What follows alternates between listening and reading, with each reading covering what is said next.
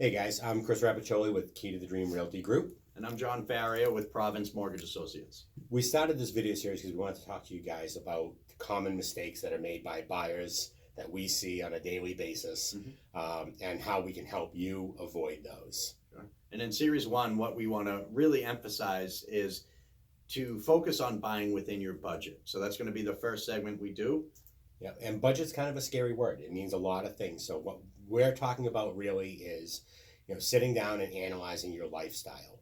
Because buying a home should not mean, giving up your golf, Right. or, quitting that bowling league or whatever it might be. Even if it's something as simple as, I know we've had this, someone who had a separate Dunkin' Donuts budget. And Right. if she sees this video, she'll know who we're talking about. Absolutely.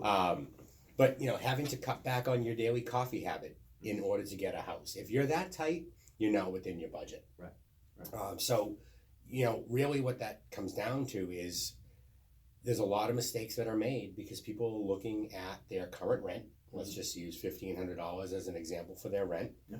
And then they go online and they look at those mortgage calculators and it says, oh, hey, your mortgage is going to be $1,200. Right. Well, John, what? Yeah, ultimately, if you feel as though you can budget or comfortably afford, say, $1,500 a month for your mortgage, and your rent is only $1,000 a month, well, in reality, you should start paying yourself that $1,500. It's going to help you twofold. First and foremost, of course, you're going to get accustomed and more comfortable with that $1,500 a month payment. Make sure it is in fact within your budget. And then secondly, you have that benefit of an extra $500 per month, almost a forced savings, if you will. You're paying yourself instead of paying your landlord and getting yourself accustomed to it.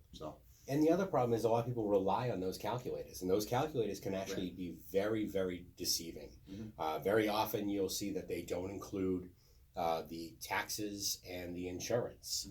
Depending on the property, that could be $300 to $600 a month in a difference.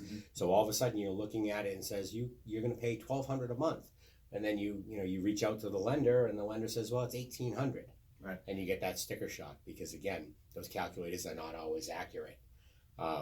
Plus, they always are, and a lot of people don't realize this, they're usually predetermined that you're putting down 20%. Right.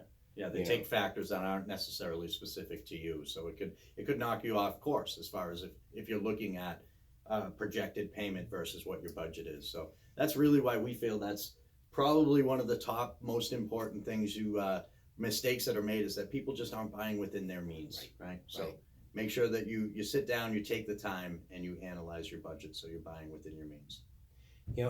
It's a very big purchase, and you have to realize that you're going to live with that payment for as long as you're in the home. So it's very important to sit down and analyze that and do that right, which is one of the reasons why, you'll always see these video series and information out there about talking to a lender, and that's the first step. And it's actually not inaccurate, but one of the things you can do now, if you're not ready to make that commitment, is to start to analyze your spending. Maybe put together a spending journal. Whatever that might be, and don't leave anything out. It could be as simple as $3 a day for a nice coffee or whatever the case may be.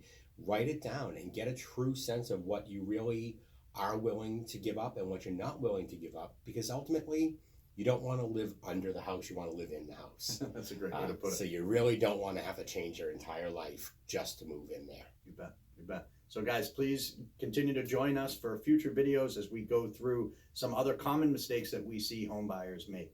Thank you for joining us. Thank you.